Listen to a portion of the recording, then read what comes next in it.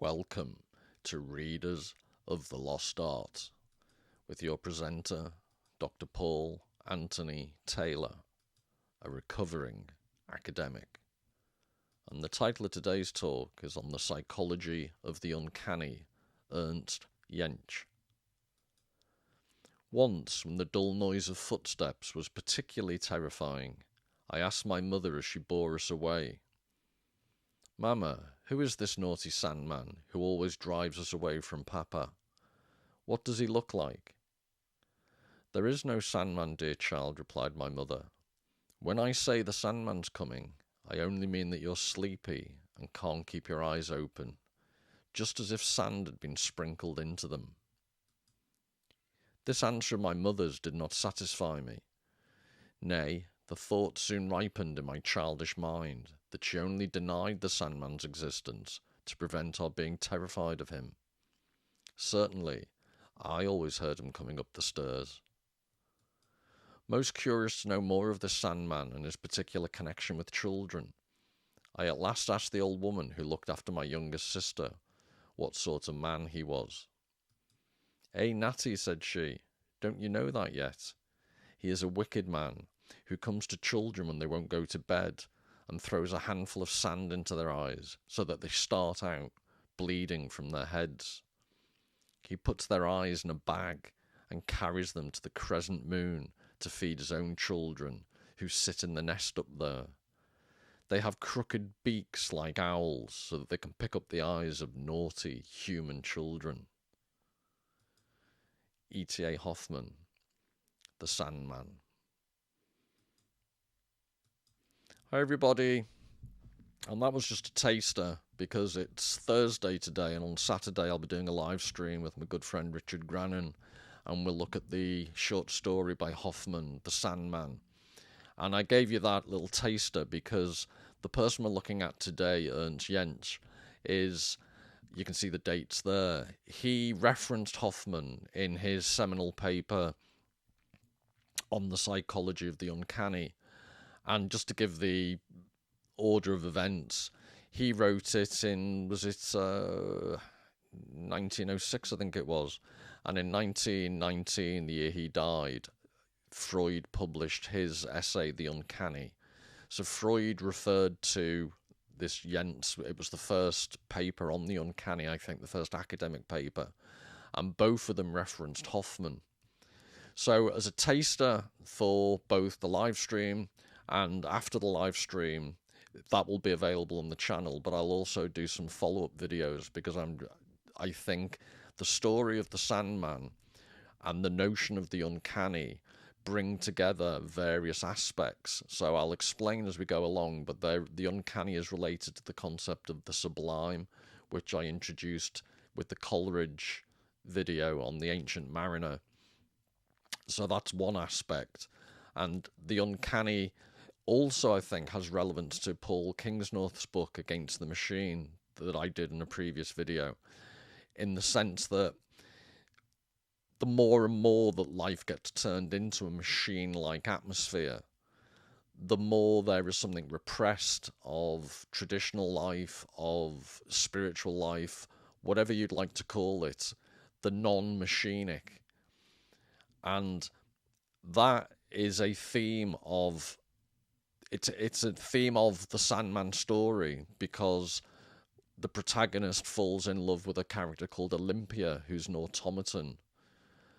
And as we'll find out, I don't want to give too much away, but when we discuss it, I'd suggest that Clara, his fiancée, also has aspects of the automaton. And by extension, that essay, The Sandman, addresses lots of issues that Kingsnorth refers to, the extent to which society itself and human nature is becoming increasingly machine-like. So to explore all these ideas, I thought it would be interesting to look at Ernst Jentsch's essay, because if it's quite short, so this shouldn't take too long, famous last words as I witter on endlessly, but it's a nice self-contained essay. I've included the link to the full text in the description, and I'm not using every single paragraph, but I'm using actually quite a lot. I've just picked out, but I don't want to be accused of misrepresenting or overly editing. So please do, if your interest takes you, look at the actual full text of Jentsch's whole essay. Like I say, I've just picked out the quotes I found most interesting. In the description's also a link to, there's a wonderful short animated film, 9 minutes or so, 9.5 minutes, by a guy called Paul Berry. And I thoroughly encourage you to look at that. It basically is just an animation of that little snippet, the story that the nanny tells Nat, as she calls him, Nathaniel as we know him in the story. So that's various aspects. And what I want to... It's interesting that the uncanny, until Jentsch talks about it, it's obviously the uncanny has been a part of human nature, but it wasn't actually defined in a systematic way till Jentsch, then Freud, analysed it. But if you think back, I've looked at Ovid and the Metamorphoses before now, and I'll always keep going back to that. And if you think of Virgil, the Aeneid, there's a link there, because in Metamorphoses, the story of Pygmalion, the Pygmalion statue that Pygmalion statue that he creates, that he falls in love with, it was given the name Galatea in, I think it was the 18th century, but classically it was never given a name. And what's interesting is that was made of ivory, and there are two reasons why that is fascinating, because the ivory figure comes alive, and that has obvious connotations of the automaton, the figure that comes alive, which is the story of the Sandman, or one element of it. But ivory, two aspects. Ivory is, in the ancient Greek culture and Roman culture, it's a symbol of deceit. And I think it's in the Aeneid by Virgil, it's the gates of hell are made of ivory. So there's that aspect that modern audiences may not be aware of. And then one thing that we always take for granted, if you ever see pictures of Pygmalion statue, it's always life-size. When in fact, if you're going to be carving ivory, it would have been quite small. So it's interesting that we, the readers of the story, and as Western art over time portrayed Pygmalion statue, it was always life-size. So we've actually projected into this inanimate statue of a story. We further animated it by making it bigger than it would have been. But anyway, that's a story for another day. I have looked at Pygmalion in previous videos, if you want to go back and check that. So all of this is to say, the uncanny notions of which I'm going to define as Jentsch defined it, and then in future videos I'll look at how Freud defined it and how it's explored in the Sandman story. But the uncanny, a sense of discombobulation, a sense of unease, is obviously it's a part of culture, and there have been various quite subtle ways of representing it. So I've just mentioned Virgil and the Aeneid, in Ovid's Metamorphoses. These are thousands of years old, and one you'll find out as I'm about to start the Jentsch essay, he talks about children and primitive people, how they're more susceptible to having feelings of the uncanny. And that interests me because the so-called primitive people, or older ancient cultures, in some ways I'd suggest have a more sophisticated way of dealing with psychological issues, because they had, compared to our day, many more rituals, many more stories, many more cultural devices and traditions they could draw upon. And we live in an age now where Jonathan Haidt and others are writing about the anxious generation, and mental illness has never been so high. And it begs the question, whereas Jentsch was at the early beginnings of psychoanalysis, and had great faith like Freud in a scientific study of people's emotions and how they might be controlled and, inverted commas, cured. I think with the advantage of another 100 and so years later, we've seen the limitations of the scientific approach. You can't drug people into good psychological health. Things like lockdown obviously exacerbated things drastically for large sections of the population. But one aspect of all this, to go back to the Kingsnorth book, Against the Machine, he's identifying a loss of something because the world has become more machine-like. old-fashioned cultural things or just nature itself is existing on the margins. It's less and less an active part of our lives. And I'd suggest that has consequences that Jentsch and Freud potentially didn't see or didn't live to see because the process wasn't that far advanced in their time. But without more ado, let's get to a definition of the uncanny. So this is, every quote from now on is from this essay on the psychology of the uncanny. With the word unheimlich, uncanny, the German language seems to have produced a rather fortunate formation. Without a doubt, this word appears to express that someone to whom something uncanny happens is not quite at home or at ease in the situation concerned. That the thing is, or at least seems to be, foreign to him. In brief, the word suggests that a lack of orientation is bound up with the impression of the uncanniness of a thing or incident. So I'm going to be coming back to this idea of a lack of orientation, because what I've just said about traditional cultures versus the increasingly machine-like world we live in, that issue of orientation, there's one thing ancient people and so-called primitive people don't lack, is a sense of orientation. They know extremely well their role in society and their place in the world because of the dominant presence of all these traditional ways of thinking and religious texts and all these things that increasingly play a much smaller part of contemporary life. So the immediate thing to focus on, because in Freud's essay, The Uncanny, which we'll look at in future, he gives, there's a whole section of that essay that is a etymological study of the roots of the word unheimlich in German, this notion of the uncanny. And Heimlich in German has these connotations of home. It's like the homestead, Heimlich. So unheimlich it has both connotations, and Freud goes into this in quite a lot of depth. It's something that's homely and familiar, but at the same time unfamiliar. That's what gives the uncanny. And if you think I'm waffling, it's, to be fair to me, which I do like to be, Freud in his own essay basically says it's hard to define, and then goes on to try to define it at length. But basically, the one thing I just wanted to emphasize was this notion of at home. And what Freud picks up on later after this essay is the concept of home also has things that happen within the walls of a home that are hidden.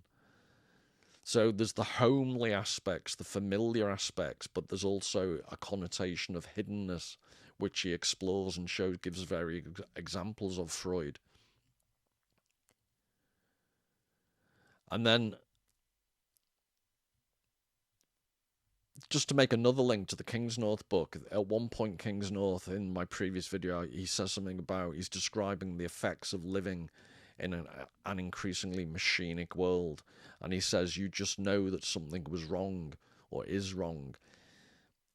There's this pervasive sense of unease.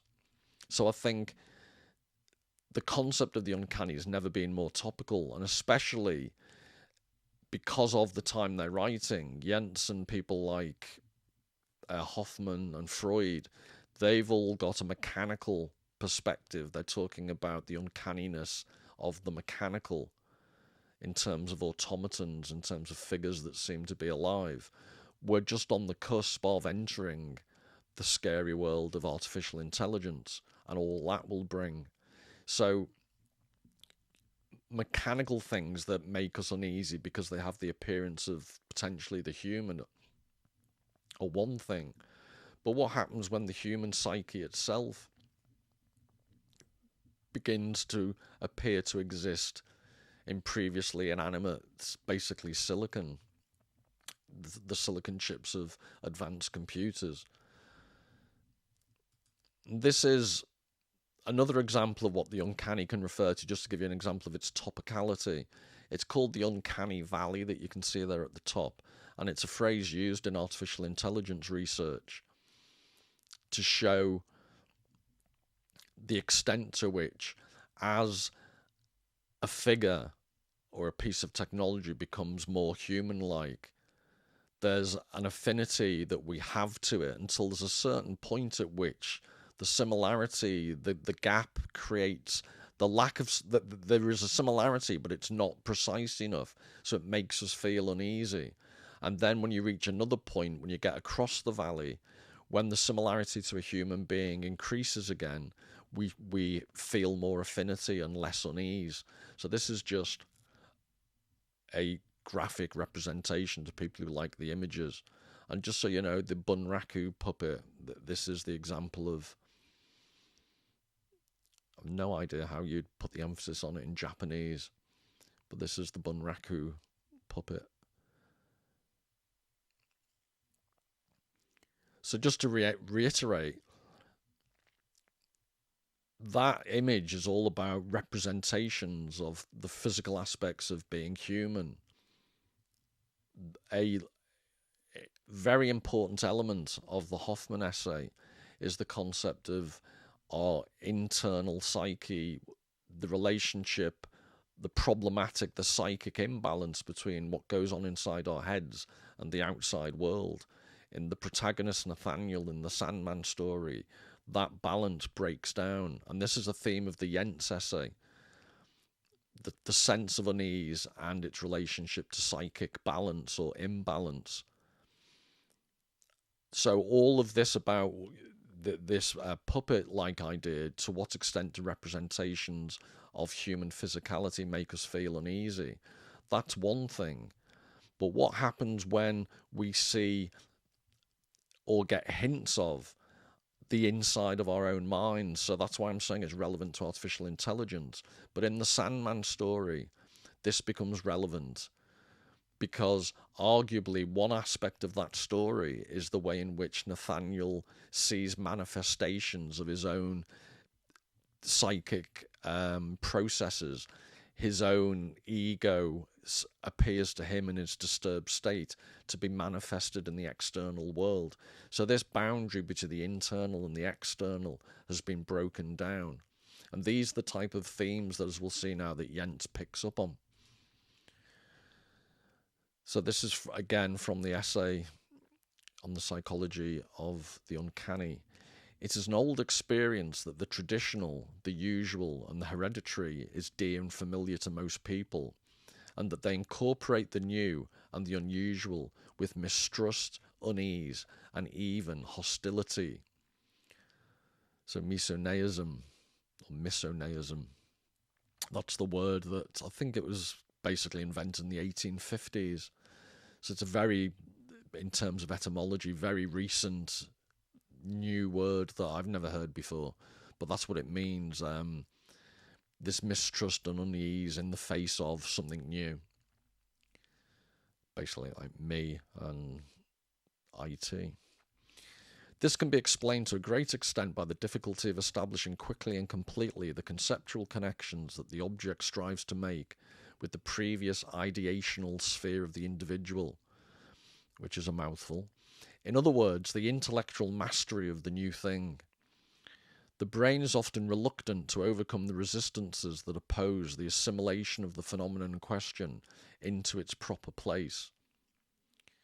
So just to unpack that, this I find it interesting, uses the phrase "in its proper place." So the idea is that new things, new experiences happen, and for psychic balance, the mind finds ways to incorporate these new developments. And one immediate thing to observe, as I've mentioned, he's writing this in 1906, almost 120 years later, the speed of this introduction of new things has increased rapidly. So that adds an additional dimension to what he's talking about. And I think this is, I've mentioned Jonathan Haidt and the anxious generation. The sheer pace of change and the sheer scale of the amount of changes that young people have to incorporate. Or when I say have to, in the social environment in which they exist, it's almost impossible to opt out and not be on social media with your friends and so on. I'm guessing, says the man who doesn't have a mobile phone. But I'm just assuming it's a whole different ball game for younger people, because unlike me, they actually want to socialise. But it's interesting that Ian McGilchrist and his work on left hemisphere and right hemisphere and the need to combine them. One of the people he quotes, and I've mentioned briefly in the past, is a guy called Louis Sass, who wrote a book called Modernism and Madness, or Madness and Modernism. I can never remember which way it goes, the title. And Sass identifies various artists like Giorgio de Chirico, one of my favourites, and shows how the mental conditions like schizophrenia are closely linked to the ability of artists to experience cognitive dissonance, and I've used the word discombobulation before, but I quite like that word. Being disorientated, so the word orientation was mentioned before. Good artists seem to have this preternatural ability to recognise and reflect back a sense of disorientation. And in the 1920s, people like Sass, and also it's obvious from the growth of modernist art and literature, there was this growing sense that the world was becoming fragmented. So Yeats's The Second Coming, the centre cannot hold.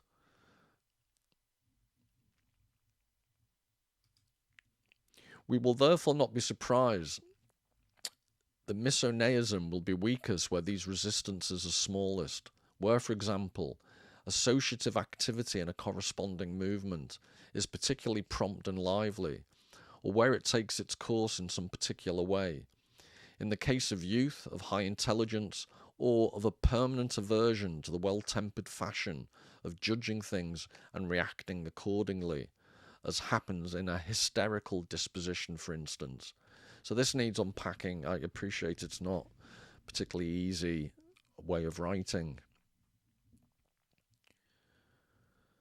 So he's saying that the resistance to new things, the reliance upon a more traditional way of doing things, is going to be weakest where, for example, associative activity is particularly prompt and lively. And this notion of associative activity, I think I'm trying to remember back to the psychological studies, but I think it's starting at the age between the ages of 3 and 4. What you see, it's called associative play. So children, if let's use the example of building blocks, they'll initially want their own building blocks. I think I probably went around beating up fellow toddlers to get the most building blocks, would probably be in keeping with my personality. But they want to do their own thing, and then they'll realise they can associate with fellow children and either borrow building blocks from other kids or combine their efforts and build bigger structures. So they're learning to associate beyond themselves. And then, so that's one idea of associative activity, but there's also the associations we make. So Pavlov and the tests he did with dogs, you can make them salivate by ringing the dinner bell. Not just dogs, in my experience. This idea of you learn to associate certain things with other things. Now that's interesting because if, for example, as is implied in this quote, young people are more likely to find ways to associate, or they find ways to bring in new ideas and associate them with their previous way of doing things. So basically, they're hungry for anything, whereas arguably older people will do this aversion. Older people are more likely to judge things and be more conservative with a small c. And what's interesting is in the current climate, this notion of hysteria, whether left or right, there seems to be this hysterical atmosphere in the politics of Western society. And I just find it interesting, this idea of the speed at which you judge things or react accordingly, and the degree to which new things are filtered through the innate conservatism of traditional societies with their preferred way of doing things. And I think a corollary of Kingsnorth's book is that when you do away with traditional organic forms of life and the machine takes over, this process that's being spoken about is going to happen. People are going to be much more open to these changes. The resistances are going to be smallest in the terms of this quote.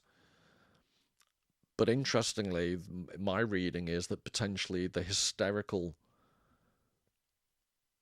disposition of not considering, of being very accommodating, but also not orientated as a result, slightly unhinged. I think all of these things are tied together. So this again, I think I've just quoted the Yeats' The Second Coming poem, the centre will not hold. But the other obviously famous line of that is the way in which judgment's replaced by emotion, where he says the best lack all conviction, while the worst are full of passionate intensity. I just see that as having relevance to that quote. So apart from the lack of orientation arising from the ignorance of primitive man, an ignorance which under usual circumstances is therefore hidden from him to a great extent by the everyday, some stirrings of the feelings of psychical uncertainty arise with particular ease, either when ignorance is very conspicuous or when the subjective perception of vacillation is abnormally strong. So I've emboldened the lack of orientation there. And that's interesting because Jentsch is suggesting that so-called primitive man lacks orientation to the world around him because he lacks knowledge. He tends to be ignorant, for example, about science. So he lacks, if something happens, if there's thunder in the sky, the primitive man is much more likely to think the gods are talking, whereas we know what it is. So in that sense, a modern person is better orientated. But, and this is what interests me, I think Jentsch is underestimating the lack of orientation of contemporary people today, because the so-called ignorance of primitive man, yes, they may have been ignorant about their scientific place in the universe and so on, but in places like ancient Greece, whether that counts as primitive man, but in most ancient or even primitive societies, ritual plays a disproportionate role. So we may look back at past times and think they were overly orientated to the society they were in. The rules and their place and the rituals were much stricter and tied into their everyday. I remember reading about your average Roman or Greek person for that matter, and the amount of ceremonies and rituals of the household. So the paterfamilias, the senior male figure in a household, was like a minor god in the sense that everything revolved around them and they were responsible for the well-being of the household. And lots of sacrifices and daily rituals occurred on the back of all that. So I'm just reading this. So psychical uncertainty arises with particular ease when ignorance is very conspicuous, or when the subjective perception of vacillation is abnormally strong. So not knowing what to do, vacillation, being indecisive. And again, there doesn't seem to be any consciousness here from Jentsch. And I think it is picked up later by Freud, because Freud's recognizing it was one of his key areas of research, the neurosis of the society he found himself in, the neurotic elements of people repressing. So whilst primitive people had a lack of orientation regarding science and advanced forms of technological knowledge, arguably we have a neurotic lack of orientation to traditional social forms. the urban centres that people like Freud was doing his research in, all these people thrown together, urbanization was relatively new. And a lot of freedom, but also a lot of loss of orientation. People didn't know what their place was. Cities are innately chaotic. That's why some people love them. That's why people like me don't like them.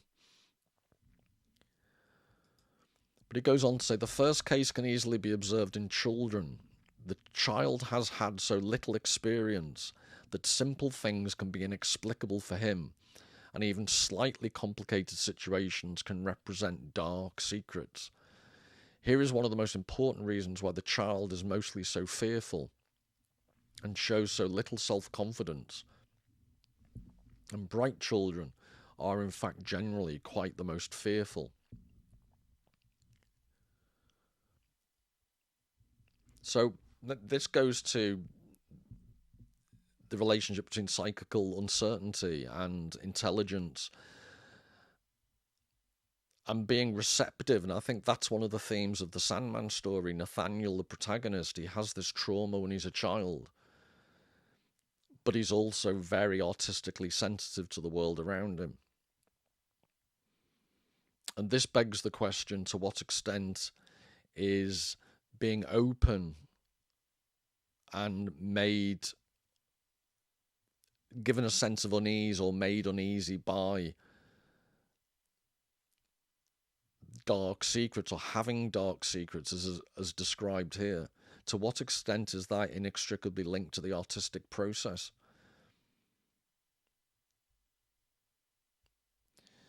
So Jentsch is making the parallel between children. Primitive man is like a small child. Because they're ignorant of the world around them, they're much more susceptible to feeling uneasy.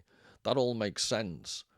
But just to repeat, there were mechanisms that the primitive man created. The children may, as part of their development, create coping mechanisms. But it's also why, being a child, the intensity of feelings and the general sense of life, I'd suggest, is much sharper and clearer and intense than when you're an adult. So I'm just trying to trace this relationship between knowledge, as Jentsch seems to be defining it, and a lack of unease. A, there's a price to be paid for that. You lose the intensity of what it's like to be a child. But B, there's the question, because in the story The Sandman, Nathaniel is haunted by these dark secrets into his adult life. And that begs the question, this was a basic Freudian idea, that we are haunted by these ideas. And take it away from psychoanalysis, Proust, who I always go on about, the whole In Search of Lost Time, his childhood memories infused his experience in adult life.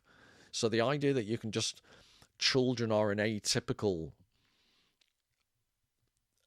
phase that you grow out of, and you feel less uneasy as you grow older, I'd suggest maybe not. Maybe for the more sensitive people who go on to make the best artists, this sense of unease never leaves people. And I just, from everything I've read about contemporary psychological conditions, this sense of unease has never been as widespread. So I'm just suggesting, I think it's a bit dismissive to say this is just an issue that mostly affects children and so-called primitive people. As a rule, a certain insight with regard to the estimation of one's own intellectual capacities and the assessment of a situation is generally present in healthy people, as long as strong passions or psychically harmful factors are not involved. I think he cites in the original exhaustion or drugs would count as psychically harmful factors. Such insight can be reduced since excessive associative activity and also, for example, a tendency to unusually strong reflexivity do not allow one to complete the formation of a judgment at the appropriate time. So endless self-reflection, endless questioning of yourself would go against the slow judgment of taking each decision at the appropriate time after enough consideration.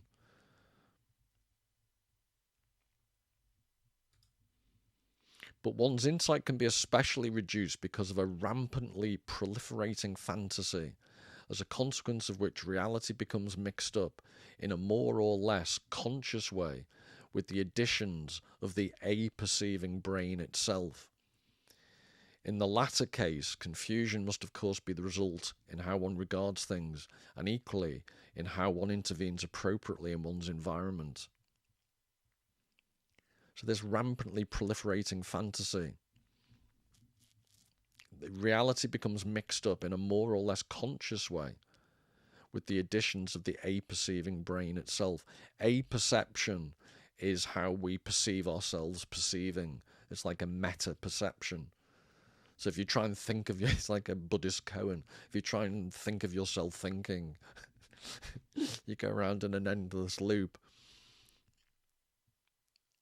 But this concept of rampantly proliferate, I've italicized it and boldened it.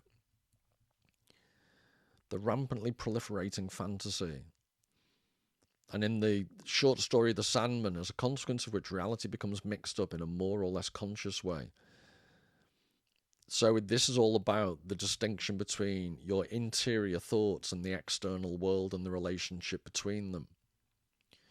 And in The Sandman, both in the myth that's designed to scare you, but also the experience of Nathaniel in the story, he has a profound mixing up. The boundaries and the distinctions become flattened. Now, you could argue that Nathaniel in the story suffers a pathological condition. He's not normal. He's psychologically imbalanced. But as we'll find out when we look at Freud, adopting a much more scientific, inverted commas, better orientated attitude to the world around you, it risks repressing what Freud would call the libidinal impulses or tendencies deep within you. When they're repressed, the concept of the phrase is, what's repressed will always reappear. The return of the repressed. So again, I'm just suggesting it's maybe not so easy to talk about this psychological imbalance with rampantly proliferating fantasy. And again, to repeat myself, so-called archaic societies or ancient primitive societies dealt with rampantly proliferating fantasies. So someone like Ovid, the metamorphoses they've been described as tales of, to use the word tail again, tales of snakes eating their own tails, like completely circumlocutory, Ouroboros, going round and round in circles, all these different metamorphoses of different people. It's quite exhausting when you read them all.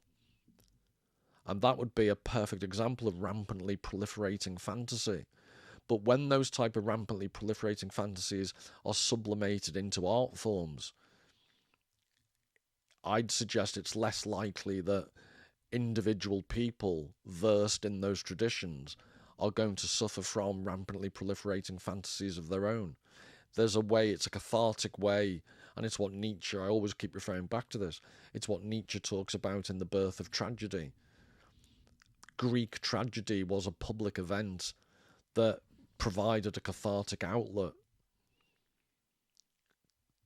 To what extent are rampantly proliferating fantasies now in our society much more privatized and occurring through screens?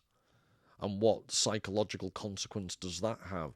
And to what extent, if you get to read the Sandman story, is Hoffmann writing about it's like a proto-modernist, he's writing about the early days of some of these fragmentary processes that people like Paul Kingsnorth in Against the Machine are also writing about.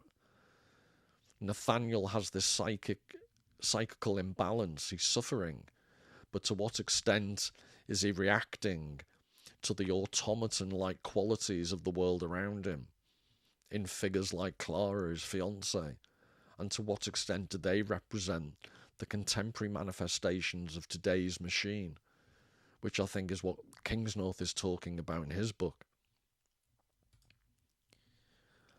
Among all the psychical uncertainties that can become a cause for the uncanny feeling to arise, there is one in particular that is able to develop a fairly regular, powerful, and very general effect, namely doubt as to whether an apparently living being really is animate, and conversely, doubt as to whether a lifeless object may not in fact be animate. And more precisely, when this doubt only makes itself felt obscurely in one's consciousness. The mood lasts until these doubts are resolved and then usually makes way for another kind of feeling. So this has got relevance to the previous mention I gave of the uncanny valley with reference to artificial intelligence and robotics. But I don't know whether you've ever seen, I should have got a picture, but you know, when car assembly, I think China's moved on a hell of a lot with human-looking robots. But I remember maybe 10, 15 years ago, approximately, seeing so-called robots that were basically just extendable arms that were helping to assemble cars. And whilst they look nothing like human beings, there's a vague arminess, if that's a word. The way they moved with such dexterity does create this uncanny feeling. Even in something, just the slight hint of a human quality in such an obviously non-human object can create some of these effects. However strange it may sound, there are perhaps only very few affects which in themselves must always be unpleasurable under all circumstances, without exception. Art at least manages to make most emotions enjoyable for us in some sense. For we can observe in children they often show a certain preference for ghost stories. Horror is a thrill that with care and specialist knowledge can be used well to increase emotional effects in general, as is the task of poetry, for instance. In storytelling, one of the most reliable artistic devices for producing uncanny effects easily is to leave the reader in uncertainty as to whether he has a human person or rather an automaton before him in the case of a particular character. So this goes to plot spoiler, but in the Sandman, it's my absolute conviction that Clara is, the fiancé is definitely an automaton, and when he loses his mind at the end, he basically calls her that. He accuses her. And you could dismiss that and say, well, that's the point at which he's fully lost his mind. But another way of reading the whole Sandman story is it's this reaction to a society that's becoming increasingly robotic-like. So it's interesting that throughout the short story, Clara, her advice, she presents herself as the voice of common sense. She dismisses all his fears of the supernatural. And even when he tries to sublimate all this into a short story in order to express to her what's happened, she dismisses that. So she's almost like an anti-art figure. But Jentsch is pointing out here the art at least manages to make most emotions enjoyable for us in some sense. And this is a conversation for another time, but this is the notion of the sublime and the very complex role notions of the sublime, in some senses the uncanny, as I hope to show you in future videos, is a negative form of the sublime. But the sublime is like some artistic form of astonishment. The sublime is this a gut reaction, a visceral reaction when we encounter nature that we can then turn into a more aesthetic feeling. And there's a whole, I'm simplifying wildly, there's a whole huge literature on that. But this notion of horror is a thrill that with care and specialist knowledge can be used well to increase emotional effects in general. It is fascinating how children love to be scared, because they know it's within certain bounded ways of being scared through fairy tales and horror stories and so on. which always fascinates me when when fairy tales today are sanitized or bowdlerized. When if you actually read the originals, it's quite hairy stuff, some of it, God.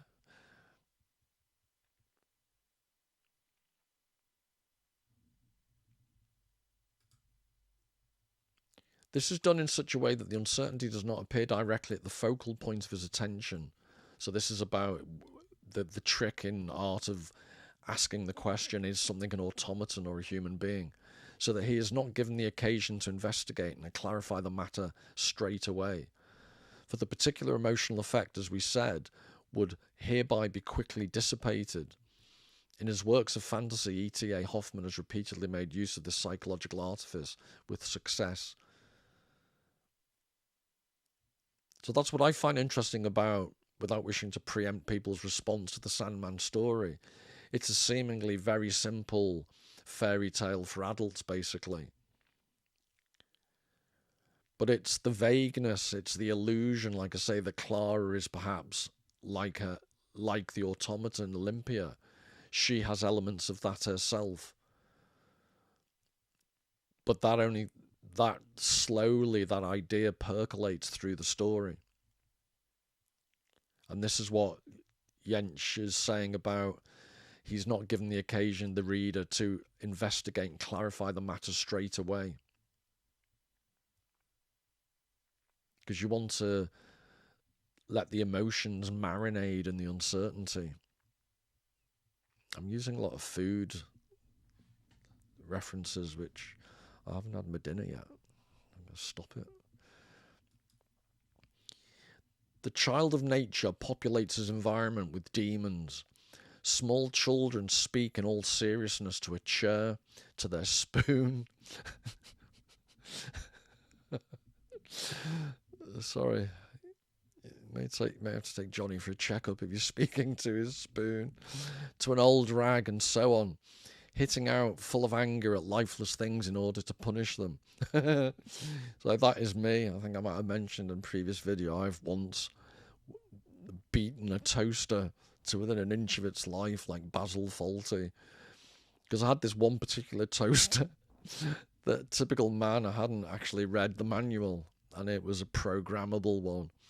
And every time I tried to toast something, it seemed to do something different. I finally lost my temper and punished it. Even in highly cultivated Greece, a dryad still lived in every tree, so a dryad is a tree nymph.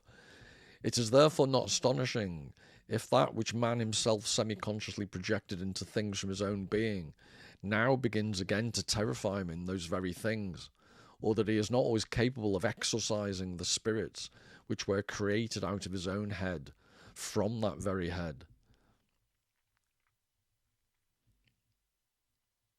So again, Jentsch wants to put all this notion of demons onto, or the tendency of children or primitive cultures to animate inanimate objects.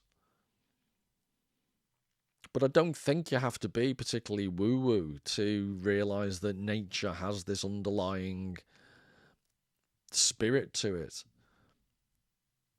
I'm not advocating everyone goes and dances around trees under a full moon, but there is something most even highly rational people would accept. There's a life force.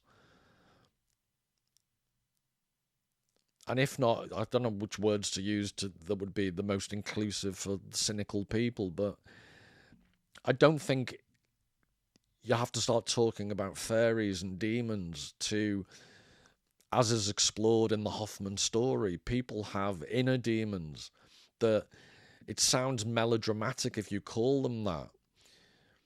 But there are obsessive compulsive, there are repetitive compulsive processes and elements to our psychical life that have borderline demonic properties or daemonic.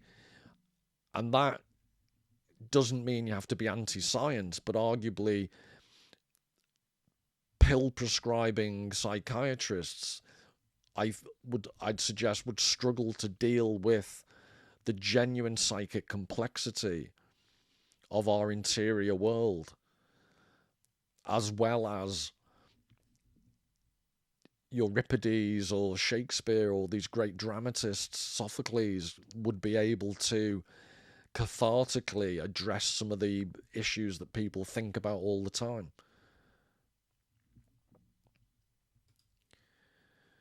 This inability thus easily produces the feeling of being threatened by something unknown and incomprehensible that is just as enigmatic to the individual as his own psyche usually is as well.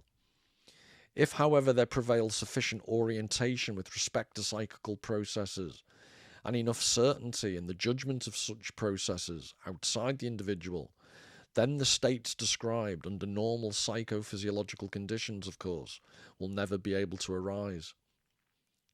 So this sufficient orientation,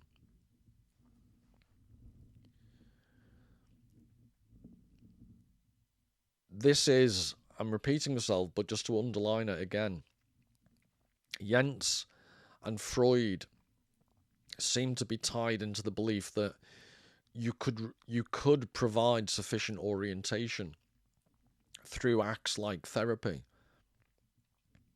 And obviously people who are in some type of psychical imbalance or are going through some mental health crisis, going to see a therapist is a form of orientation. They're trying to reorientate their imbalance.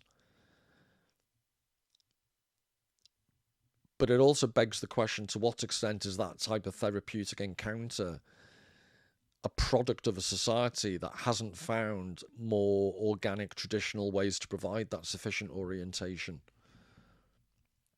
So in traditional communities, the extended family would be the people you spoke to. They would be the talking cure. You wouldn't have to go to a therapist.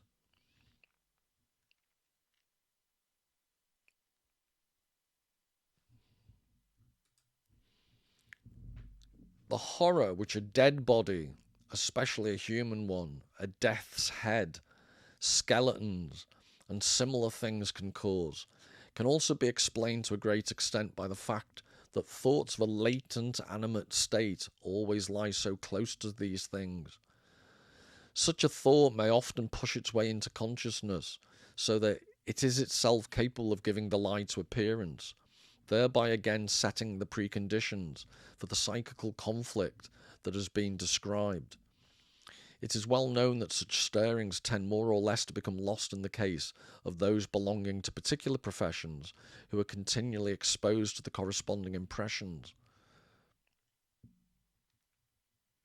So this is another example he's given of things that can cause a sense of unease. It's that pop song, isn't it? Things that make you go, eh. Well, this is things that make you feel uneasy.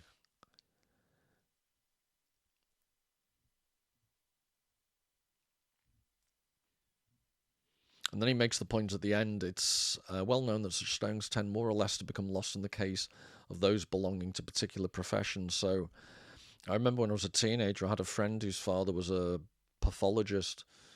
And my teenage friend made the mistake of looking in his father's briefcase one day. And let's put it this way, he never did again. But medical professionals like that, who deal with death and the goriness of what is the disgusting thing that is the human body, they are immune after a while.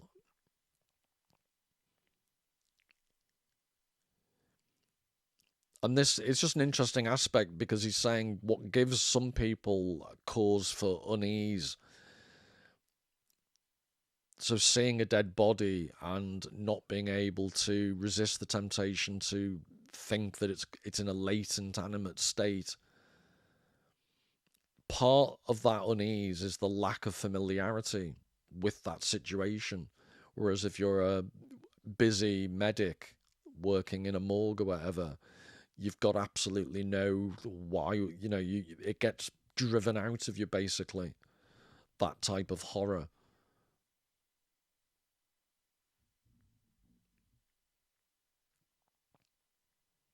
So what's interesting, so such a thought may often push its way into consciousness so that it is itself capable of giving the lie to appearance.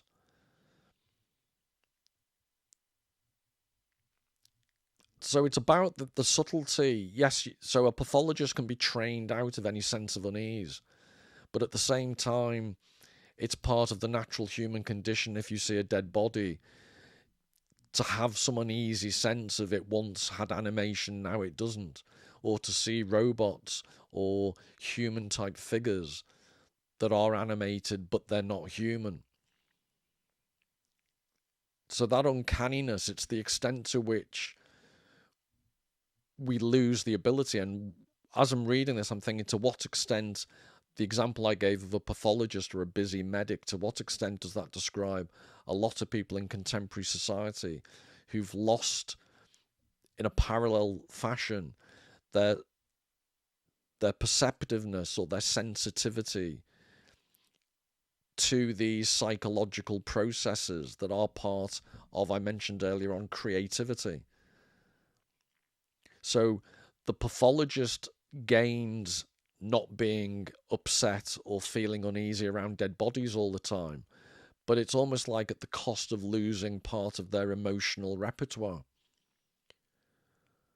And I'm just throwing out there, to what extent can you see parallels with modern insensitivities due to, for example, what people have seen on media to the nth degree?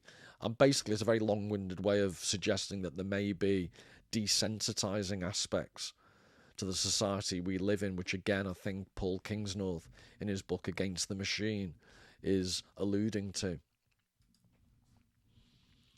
Apart from the force of habit, the associative working through of the awkward effect that mostly occurs in such cases plays a very significant part in the effect's disappearance. Whether this working through is factual or not is of no great importance, as long as its final result is accepted by the individual.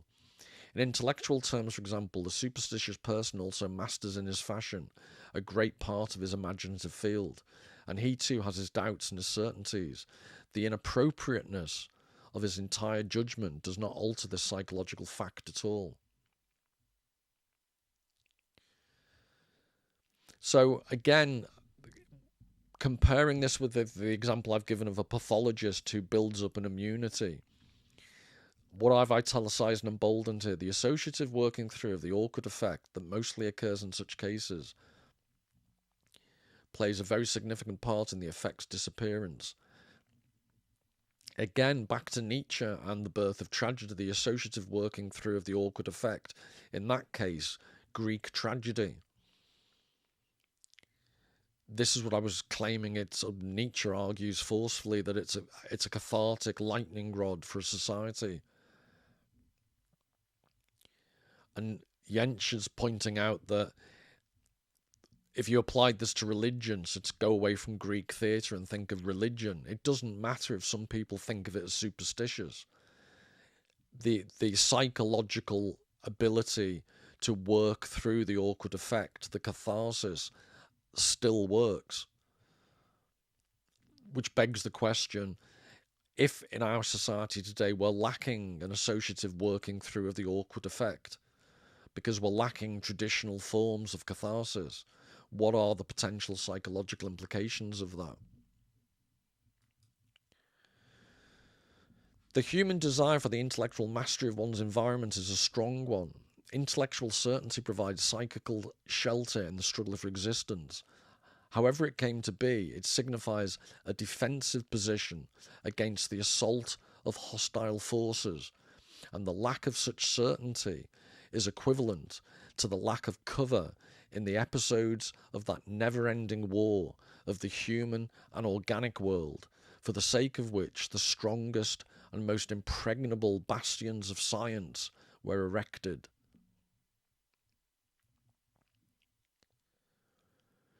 So this is the end of Jentsch's paper, and it's just interesting that I would suggest that now, over 100 years later, 121 years later, it's almost a slightly ironically romantic position he's taking, because he seems to be putting a lot of faith in science, whilst recognizing the never-ending war of the human and organic world.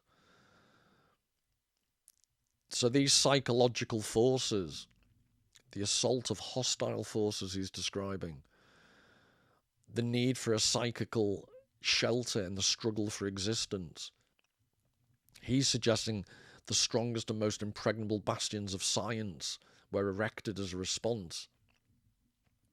And the tenor of this whole talk has been, I actually think, the stronger bastions are the traditional forms of art. And arguably science has proved itself not so impregnable. And just to finish with a couple of images that I think address this last point. Is it art or is it science that provides the best, or a combination of both arguably, but this need for a defensive position against the assault of hostile forces?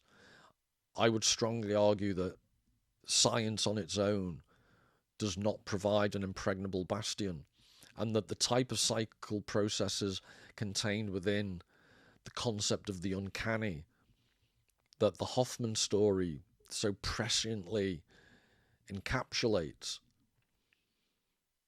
I think it's those type of art forms, stories like Hoffmann's, that actually provide the best bastion. So finishing with two images, this is one that some of you regulars on the channel will have seen before, but it's a portrayal of Brunelleschi and the way in which it was the Baptistery in Florence. I think he was developing, he was refining in the Renaissance perspectival drawing, and that's how he did it. But what's interesting is, I've mentioned it in previous videos, the one thing he couldn't represent, so he could represent almost photographically the Baptistery, the church in Florence, and using a mirror like the way you can see, because the top of the painting, he burnished it with silver, he was able to get a reflection of the actual sky, because the one thing he couldn't capture was the active movement of the sky. So the point being, even in the most technically accurate representation of your environment, the thing you're capturing in mathematical precision, the way Brunelleschi is here, there's always that element of nature or reality that you can't capture properly. And it was an absolute genius of him to think of the burnished silver to get some reflection of the clouds and the passage of the air. But it's not fully capturing it. And I just see it's the clouds passing in reality almost alike. The psychical processes in our heads that are contained, there's some portrayal of them in the Hoffmann short story. Whereas I'd argue psychoanalytical figures, psychological figures like Jentsch and Freud are playing catch-up. They're trying to systematically work their way thinking through these psychological processes and the way our ego interrelates with our id and our superego. But I'm not so sure, and I think this is why they do refer back to art and literature. Because art and literature does it in a quite an organic, cathartic way. And it's just to finish on one very last image, the vanishing point and the derivation of it mathematically, and the way Brunelleschi went about it. It just reminds me of this one final image I'll leave you with. It's Salvador Dali's The Eye from 1945. And the lines going off to the vanishing point just reminded me of the scientific mentality of that everything can be measured. And to segue into the next video in the live stream about the Sandman, it's interesting that the Sandman comes after your eyes. And I'd see, as I think Dali's presenting it, the eyes can be seen as representative of our self-knowledge and our ability, the word insight, our ability to see into ourselves and others. The Sandman wants to take away that ability. And to that extent, excessive science, to me, at least partially plays the role of the Sandman. So I hope you've enjoyed that. I hope to see some of you in the live chat for the Sandman discussion with Richard Grannon. And don't worry if you can't make it, it'll still be kept up on the site. So till the next time, all the very best. Take care. Bye.